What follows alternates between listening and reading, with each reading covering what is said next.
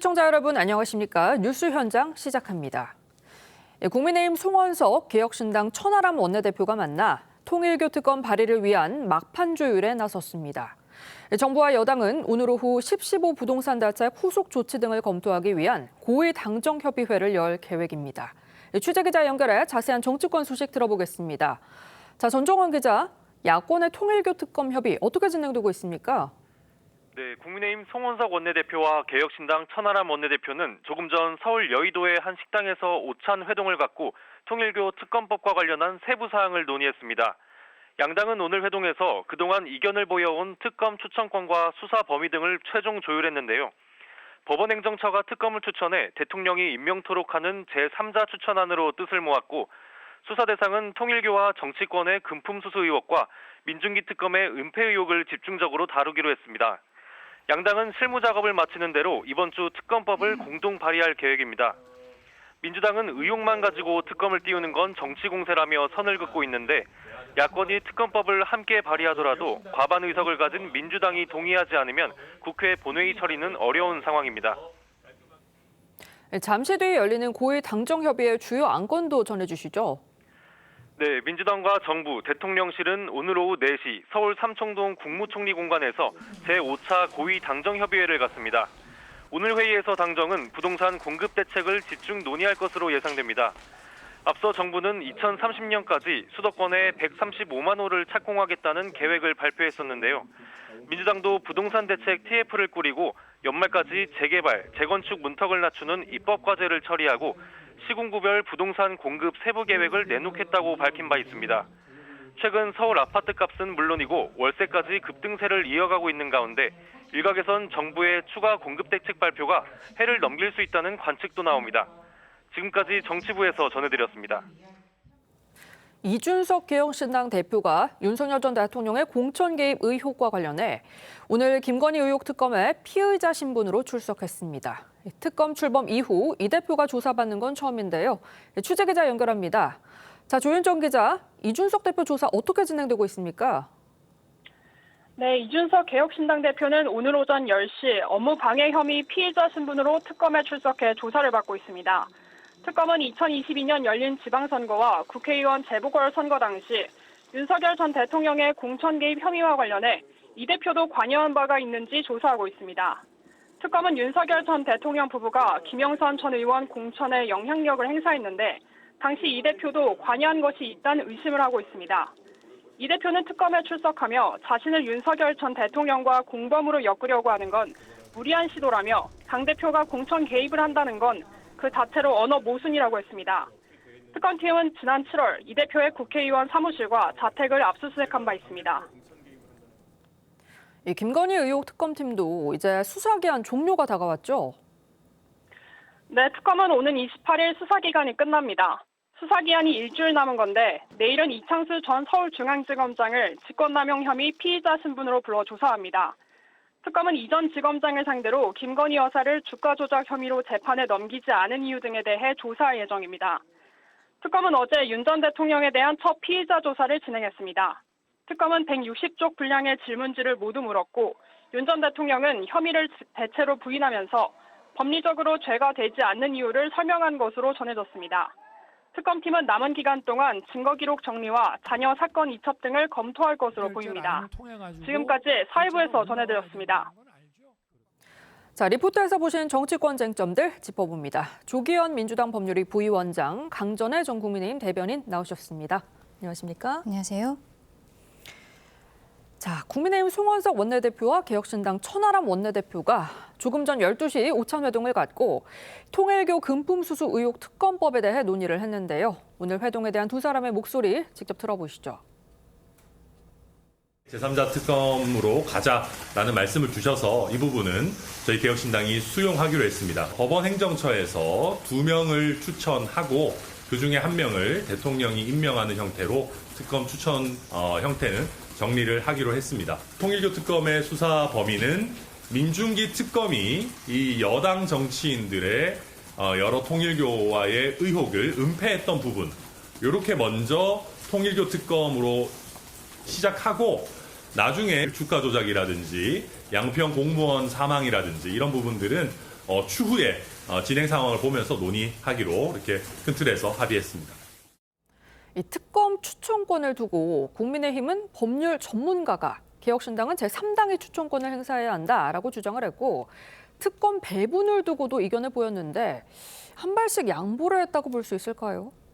나온 결론을 보니까 이제 각 당이 주장했던 부분을 일부 양보해서 결론을 이끌어낸 것 같습니다.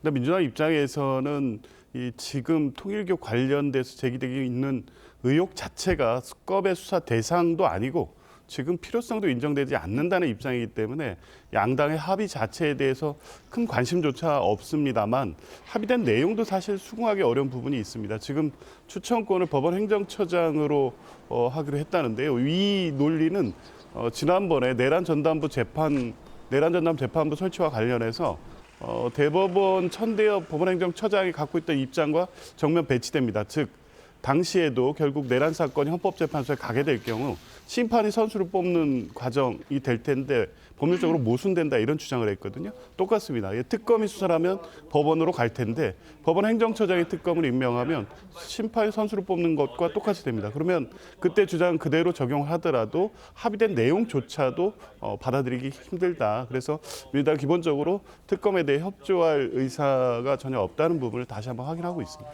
네, 국민의힘과 개혁신당은 조율이 마무리가 되면 최종 합의를 거쳐 이 특검법 발의에 나설 예정인데, 이 발의를 한다고 해도 의석수상 민주당이 반대를 하면 통과될 수가 없습니다. 어떤 대안 갖고 계신가요? 그렇죠. 빠르면 오늘 안에 법안을 발의하겠다라고 밝히고 있는 상황인데요. 민주당이 거대 여당으로서 국회를 완전히 폭주를 하고 있는 상황에서 오늘 박수현 수석 대변인도 현 시점, 현 단계에서는 특검에 대해서 논의하지 않겠다라고 정확하게 선을 그은 상황입니다. 네. 결국에는 저희 야당들이 국민들을 더 설득하는 과정이 있어야겠다라는 생각인데요. 최근에 여론조사를 보더라도 이 통일교와 관련해서는 특검을 해야 한다라는 것에 있어서 국민들의 다수가 동의하고 있는 것으로 나온 부분들이 있습니다. 예. 특히 민주당 쪽을 지지하시는 분들조차 그런 생각을 가지고 계신다는 것이 이미 여론조사상으로도 나왔기 때문에 아까 박수현 의원이 이야기한 게요. 새로운 사실이 나오지 않는 한이라는 또 조건을 달긴 했더라고요. 그렇다면 당 입장에서도 만약에 앞으로의 수사 과정에 있어서 더 핵심 증거 같은 것들이 나오게 된다면 특검을 수용할 수밖에 없겠다라는 것이 민주당 내에서도 기류가 점점 생겨나고 있는 것이 아닌가 생각합니다. 네, 전재수 의원에 대한 강도 높은 조사를 진행한 경찰은 주말에도 압수물과 진술 분석에 주력하고 있는데요. 혐의를 부인하고 있는 전재수 의원의 입장부터 들어보시죠. 명백하게 사실이 아닙니다. 이게 말이 되겠습니까? 차라리 현금 200억과 시계 100점이라고 이야기하십시오. 다시 한번 분명히 말씀드립니다. 저는 통일교로부터 그 어떠한 금품 수수 없었다라는 말씀을 다시 한번 분명하게 강력하게 드리도록 하겠습니다.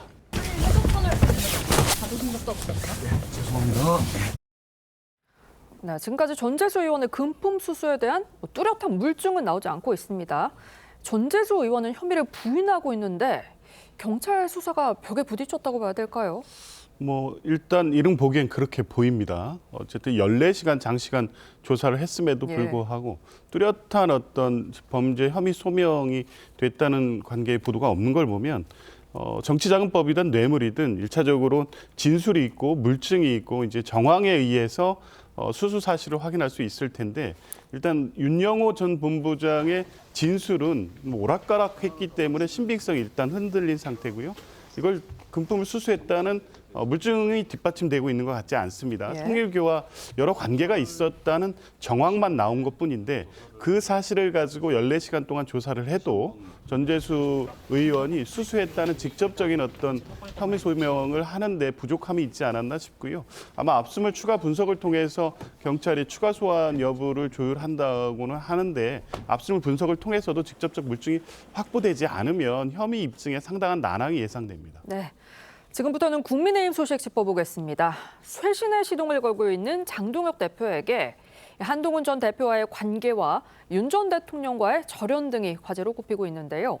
한동훈 전 대표에게 힘을 실어주는 김문수 전 장관의 모습, 그리고 장 대표의 입장부터 들어보시죠. 하나로 구체하지마시겠죠? 자, 자리 한 번씩 들어주시고요. 자, 우리는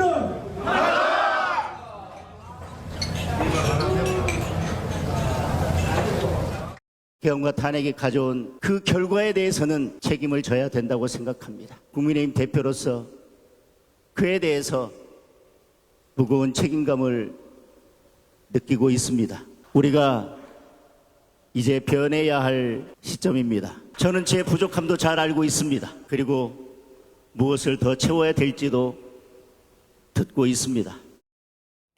자, 장동혁 대표, 국민의힘 위기를 돌파할 방안으로 당명 교체 카드를 꺼내들었습니다.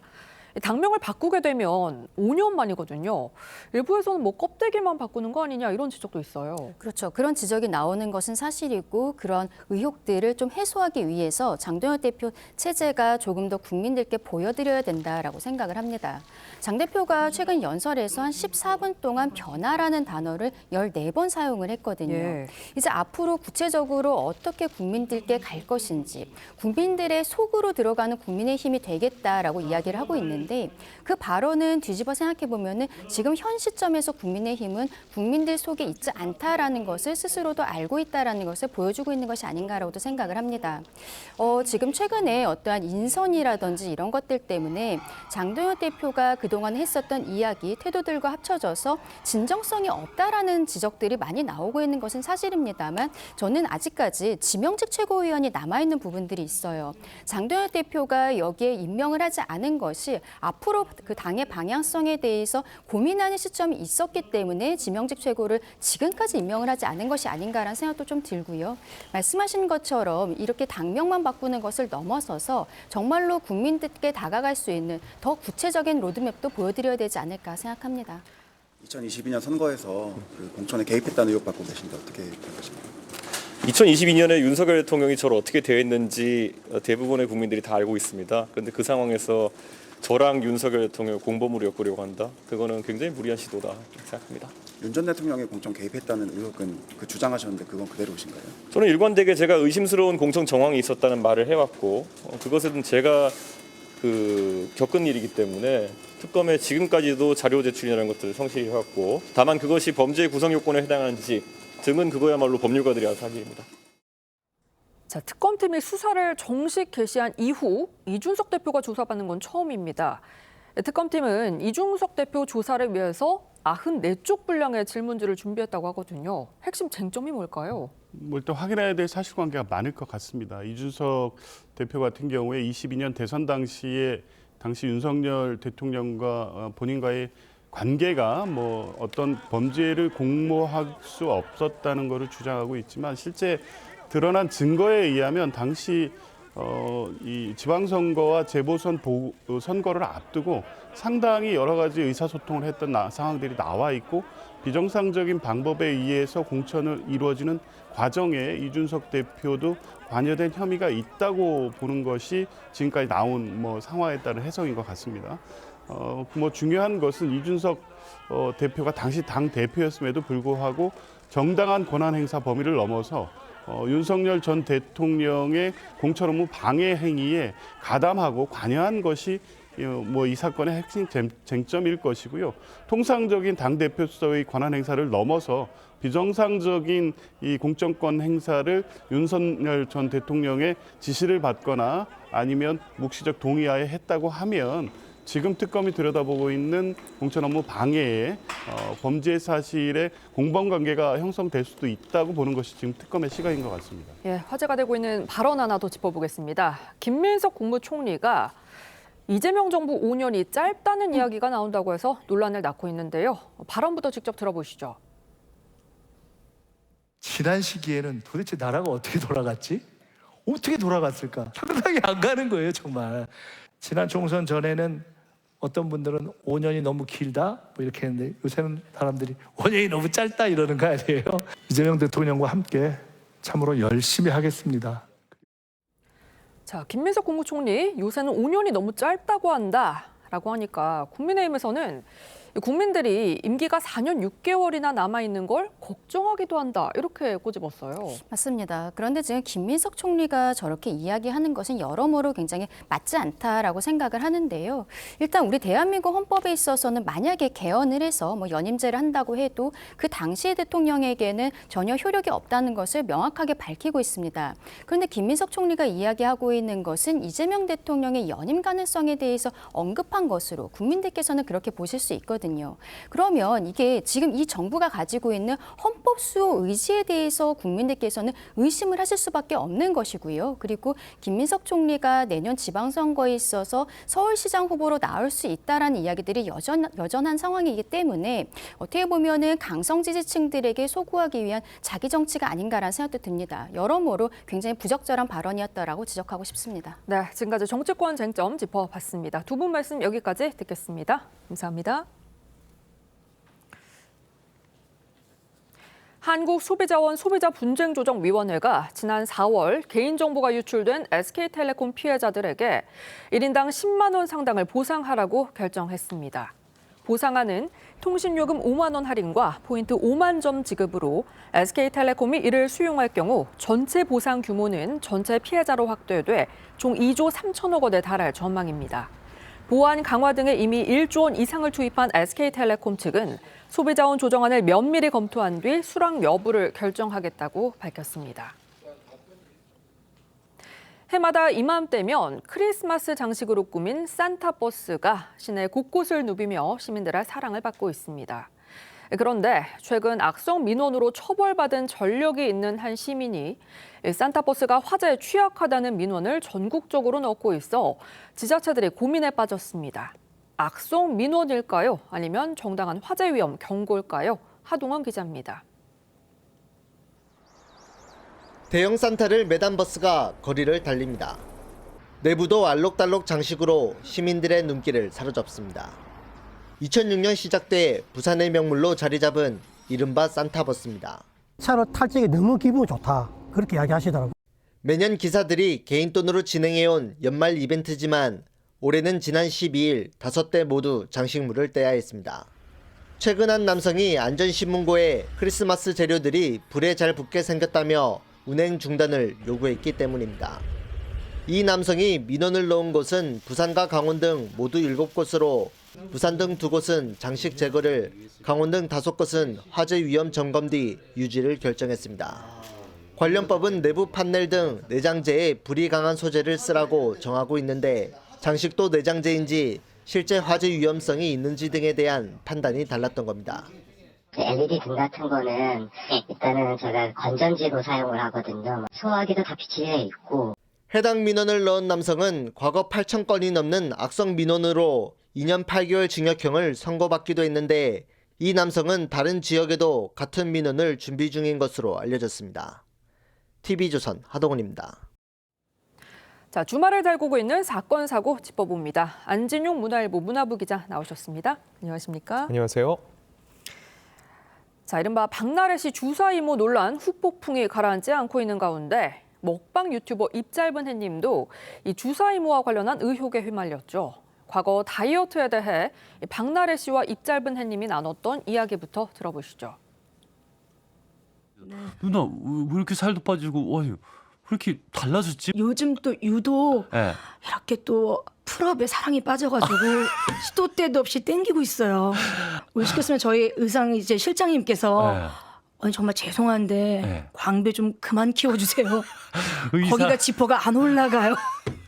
그럼 몇 킬로 빼신 거예요? 제일 많이 쪘을 때는? 68까지 뺐습니까? 근데 제가 먹방 시작할 때가 67이었어요. 67이었나 8이었나. 근육량이 또 다시 그 평균 이상으로 넘어갔어요. 운동 안 했는데. 자, 이 먹방 유튜버 입짧은 해님도 주사 이모한테 다이어트 약 받고 링거 맞은 거 아니냐 이런 의혹이 나오니까 당장 유튜브 채널 구독자 수가 크게 줄었다고요? 네, 맞습니다. 두 사람이 일단 공통 분모를 보면은요. 놀라운 토요일이라는 예능에 함께 출연하면서 친분이 있습니다. 그리고 주사 이모에게 불법 시술을 받은 의혹을 받는 것도 똑같다는 거죠. 자, 그런데 먹방 유튜버면 많이도 먹지만 몸을 유지하는 것도 굉장히 많은 화제를 모이고 있는데 알고 보니 그게 운동이나 어떤 식습관이 아니라 약을 통해서 뺐다라고 하면 진정성이 의심받을 수밖에 없죠. 그래서 입짧은 같은 경우는요, 불과 며칠 사이에 구독자가 무려 3만 명이나 줄어들었습니다. 자, 근데 여기서 또 하나 중요한 건 두 사람 사이에 또 주사이모 셋이 함께 나눈 그 여러 가지 문자 메시지를 보면은요, 약을 서로에게 받아서 건네주는 이런 뉘앙스도 포함되어 있거든요. 1차적으로 본인이 아닌 다른 사람이 처방전을 통해서 약을 받는 것 자체가 불법인데, 게다가 이 약을 입짧은 애님을 통해서 박나래 씨에게 전달하는 이런 전달책 역할을 했다는 의혹까지 제기되면서 이 사건이 일파만파 번지고 있는 겁니다. 네, 결국 입짧은 애님이 형사고발을 당했어요. 그런데 입짧은 애님이 받았다는 이 다이어트 약이 이른바 다 나비약이다, 나비약이라는 의혹이 제기되는데, 이 약이 뭐 식욕을 감소시키는 효과도 있지만 부작용이 상당히 크다고요. 네, 이미 몇몇 공개된 사진을 보면은요, 약봉투 안에 정말 나비 모양처럼 생긴 약이 있습니다. 그래서 일명 나비약인데, 이 약이 바로 펜타민 성분의 식욕 억제자라는 거죠. 근데 중요한 거, 이 약제 같은 경우는 향정신성 의약품으로 분류가 되어 있기 때문에 의사의 처방 없이 복용, 소지, 유통할 경우 5년 이하의 징역, 5천만 원 이하의 벌금형에 처해질 수 있다는 거죠. 그런데 이게 어떻게 본인이 직접 가지 않고도 이렇게 처방이 돼서 나올 수 있는지, 이 부분이 굉장히 큰 문제라고 볼 수 있고요. 그래서 현재 이 고발장 내용도 보면은 입짧은 애님이 향정신성 성분 의약품으로 분류될 수 있는 다이어트 약을 또 본인도 아니고 타인에게 전달했다는 의혹까지 있기 때문에 이 부분을 수사해달라는 고발장이 접수된 겁니다. 네, 지금 보여드리고 있는 저 분홍색 약이 나비약이라는 거잖아요. 네, 맞습니다. 그런데 전 매니저들 주장에 따르면 박나래 씨도 이 나비약을 복용했다, 지금 이거잖아요. 내성이 생겨서 과다 복용을 했다, 이런 주장까지 하고 있어요. 네, 추가적으로 그런 지금 주장이 나와 있는 상황입니다. 저 약을 사실 받아와서 사진을 찍어 놓은 걸 공개를 한 거죠. 근데 이게 하루 보통 약을 먹으면요, 식후, 식전 이런 식으로 하루 3번 정도 생각하는데, 그것보다 훨씬 더 많은 약을 받아왔고, 또한 한두 번 먹는데 자꾸 이게 내성이 생겨서 약효가 확실하게 올라오지 않으니까 더욱더 많이 먹었다라고 지금 주장을 하고 있습니다. 아직까지는 전 매니저들의 주장에 그치고 있지만 이 사실 여부를 확인하기 위해서라도 경찰 수사가 조금 더 빠르게 진전될 필요가 있습니다. 네, 지금 안진용 기자께서 계속해서 박나래 씨 관련 의혹을 집중 취재하고 계신데, 특히 링거 이모와 직접 통화를 해서 이 시술의 배경과 입장을 묻기도 했는데요. 함께 들어보시죠. 박나래 씨가 누군지는 아시나요? 예, 그거 개그맨님. 그러면 언제 정도부터 안 하신 거예요? 오래됐습니다. 오래되셨어요? 예. 나이도 있고 이제 제가 시력도 안 좋고 그래서. 혹시 그 선생님께서는 그 간호사나 의사 이런 의료진이신가요? 아니요. 저는 아니요. 동네에서 약국에서 보내줘가지고 반찬값 정도 벌였었거든요. 자, 이 링거 이모가 반찬값 벌기 위해 시술을 했다, 의료진이 아니었다, 이걸 부정을 했네요. 근데 링거 이모와는 또 주사 이모가 다르잖아요. 어떤 역할을 하고 있는 건가요? 일단 서울에 있는 여기서 굉장히 많은 교류를 하고 있는 사람은 주사 이모고요. 2023년에 김해 쪽으로 촬영을 갔는데 그때 박나래 씨를 만나서 링거를 주사했다 하는 사람이 바로 링거 이모입니다. 추가적인 의혹이 나왔는데 이 링거 이모와 통화를 한 겁니다. 근데 이게 생각을 해보면 두 사람 사이에 어떤 커넥션, 연결고리가 있는지 아직 밝혀진 바는 없지만 적어도 잠깐 그 지역에 촬영을 하러 갔는데 하필 그 날짜에 딱 맞춰서 누군가 와서 이런 불법 의료행위를 해줬다. 그 얘기인즉 이런 연락처를 공유하고 있고 알려주고 있는 누군가가 있다는 거죠. 그래서 이 수사를 하다 보면은요, 더 큰 커넥션, 혹시라도 전체적으로 이런 주사이모 시장을 관리하는 어떤 인물이 있는 거 아닌가, 이 부분까지도 우려가 되는 상황이라고 볼 수 있고요. 그리고 아까도 얘기했습니다. 의약 분업 전까지는 하다가 그 이유를 안 했다고 했는데 의약 분업은 2020년 시행이 됐습니다. 2000년에 시행이 됐습니다. 굉장히 오래됐죠. 그런데 주사이모가 박나래 씨에게 시술을 한 지금 의혹이 불거진 시기는 2023년이라는 거죠. 불과 2년 전입니다. 그렇기 때문에 의료약 분업 이후에는 이 시술하지 않았다는 주장도 현재로서는 믿기가 어려운 상황입니다. 네, 그런데 이 링거 이모의 가장 큰 문제점이 뭐고 앞으로의 법적 조치는 어떻게 전망할 수 있을까요? 일단 의료인이 아니면은 절대로 이런 의료 시술을 할 수 없다는 거죠. 저랑 통화 내용에서 본인은 의사나 간호사가 아니라고 얘기했습니다. 과거 병원에서 일한 적은 있다고 했지만 의료인은 아니라는 거죠. 자, 이렇게 링거 이모 같은 경우는 의료인이 아니라는 걸 분명히 인정을 했는데 주사 이모는 아직까지도 입장을 밝히지 않고 있습니다. 본인이 내몽고에서 실제 의과대학 교수로 재직을 했었다라는 얘기만 반복하고 있지 실제로 해외 면허가 있더라도 국내에서 의료행위를 하기 위해서는 국내 면허가 따로 필요합니다. 하지만 여기에 대해서는 입장을 밝히지 않고 있거든요. 그래서 실질적으로 이들이 어떠한 면허를 갖고 있는지 불법 의료 시술이 얼마나 자주 또 이렇게 자행이 됐는지 면밀하게 수사할 필요가 있습니다. 네, 지금 박나래 씨 관련 고소 고발 건이 상당히 많은데 이 수사 진행 상황이 궁금하고요. 박 씨가 포토라인에 서게 될지도 관심이거든요. 네, 맞습니다. 지난 15일이었죠. 박정보 서울경찰청장이 워낙 사회적으로 관심이 높은 사안이니까 정례 브리핑을 했는데 이제 막 고소 고발이 시작됐기 때문에 아직은 말씀드릴 게 없다라고 했는데 제가 체크를 해봤습니다. 그랬더니 고소인, 전 매니저들은 이미 고소인 조사를 마쳤습니다. 예? 2차례를 진행이 됐고요. 지난주에 이어서 지난 16일까지 고소인 조사를 마쳤는데 예. 그렇다면 이 내용을 배경으로 해서 이제는 박나래 씨 피고소인 조사가 진행되겠죠. 예? 그러면 추후 이제 박나래 씨에게 소환 조사 명령이 내려갈 겁니다. 이때 박나래 씨가 오게 되면은 그동안 사실 이 논란이 불거진 다음에 단 한 번도 대중들 그리고 언론들, 취재진 앞에는 모습을 드러낸 적이 없습니다. 이 포토라인에 서는 건 일반적으로 연예인들이 이런 형사사건에 연루됐을 때는 한 번 정도는 입장을 밝힌 자리가 있거든요. 그렇기 때문에 이 논란 이후에 처음으로 박나래 씨가 포토라인에 설지, 과연 그 자리에선 어떤 주장을 내놓을지가 지금 귀추가 주목되고 있습니다. 네, 다음은 배우 신민아 씨와 김우빈 씨 결혼 소식도 좀 살펴볼게요. 어제 결혼식이 열렸는데 하객만 해도 영화제를 방불케 했다고요? 네, 맞습니다. 방탄소년단 B를 비롯해서 배우 이병헌, 유해진, 그리고 나영석 PD 등 정말 네로라는 스타들이 이 자리에 총 출동했다고 볼 수 있는데요. 하객 명단만으로도 시상식을 방불케 했다라고 할 만큼 정말 많은 스타들이 모인 그런 축복받는 결혼식이었습니다. 네, 어제 또 주례는 법률 스님이 맡았고요. 사회는 배우 이광수 씨가 진행을 했는데 이 법률 스님과의 인연이 눈에 띄더라고요. 이 김우빈 씨가 투병을 할 때 든든한 버팀목이 돼줬다고요? 네, 맞습니다.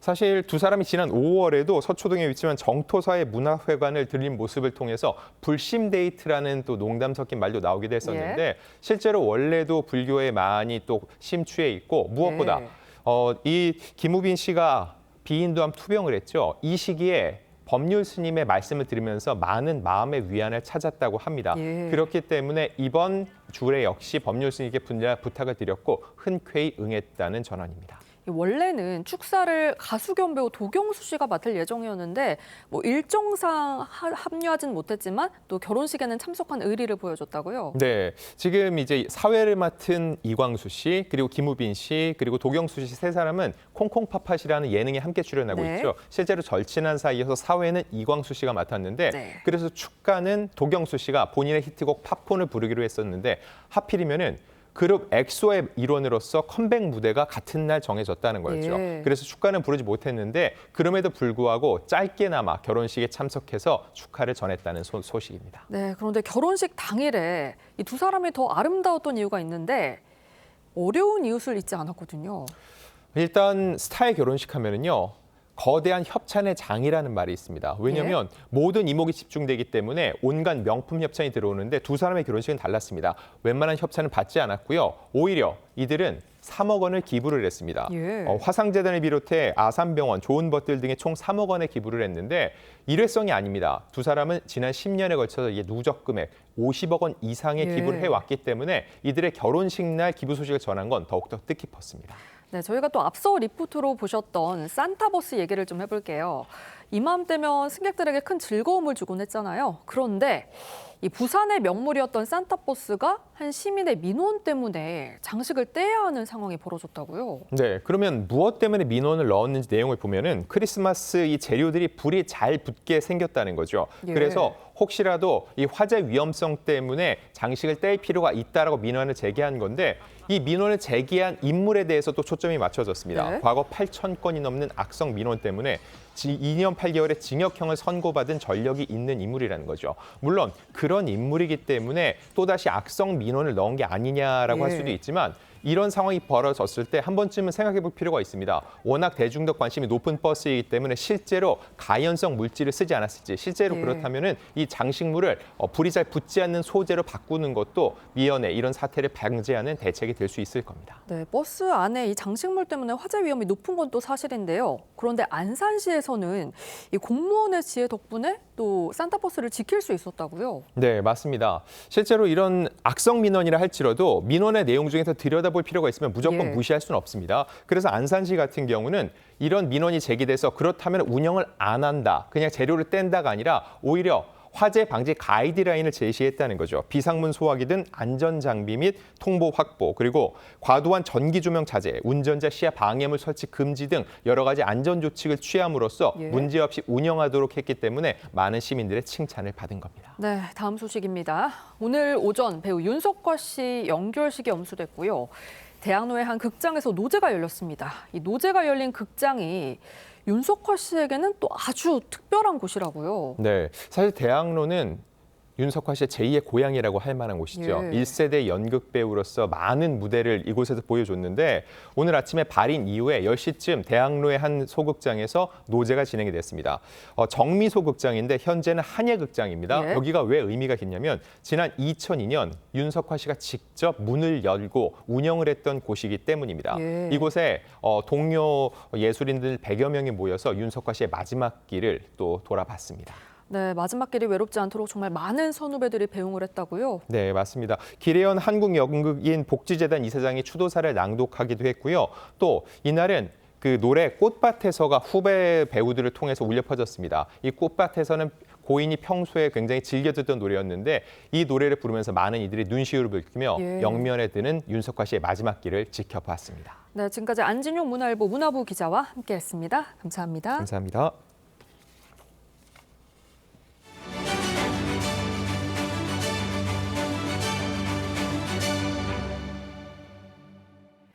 바닷가 파도를 막기 위한 대형 콘크리트 구조물 4발 방파석에 올라갔다 다치거나 숨지는 사고가 해마다 반복되고 있습니다.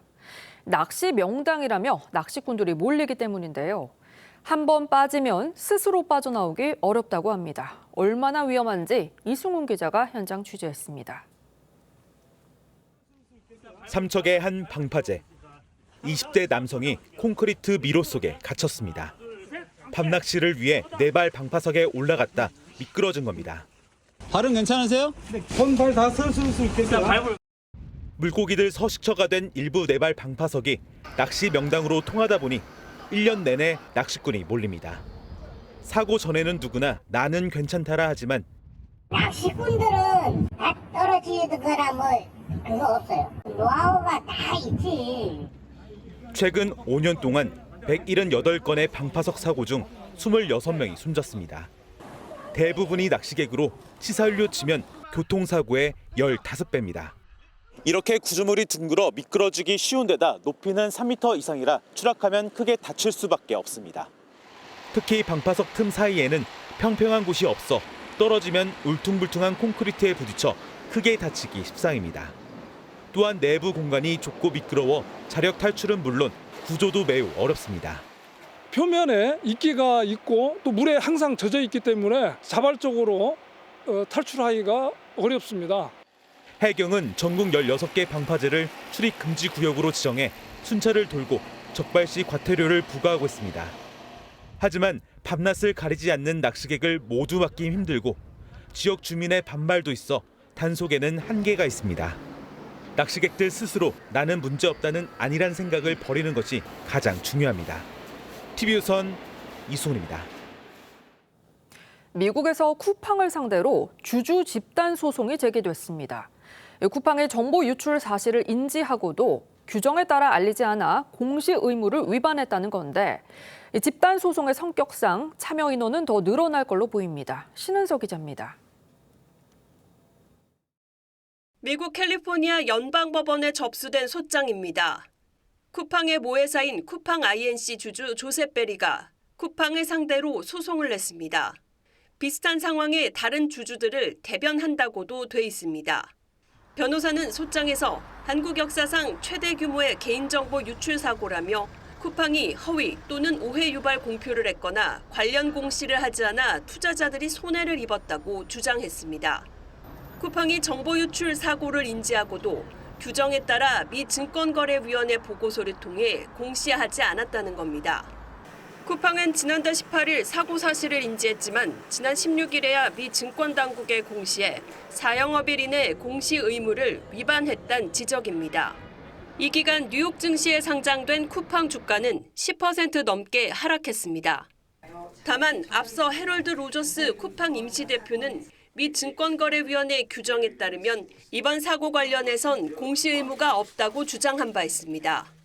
Under SEC rules, this cybersecurity incident in and of itself was not material, meaning the data that was leaked in this incident is not considered highly sensitive, and so there's no requirement for us to file with the SEC for the incident. 이번 소송은 정보 유출 피해를 다루는 소비자 집단 소송과는 별도로 진행됩니다. 변호사 측은 올해 8월부터 12월 사이 쿠팡 주식을 보유한 주주라면 누구나 참여할 수 있다며 내년 2월 중순까지 온라인을 통해 신청 접수를 받는다는 방침입니다. TV조선 신은서입니다.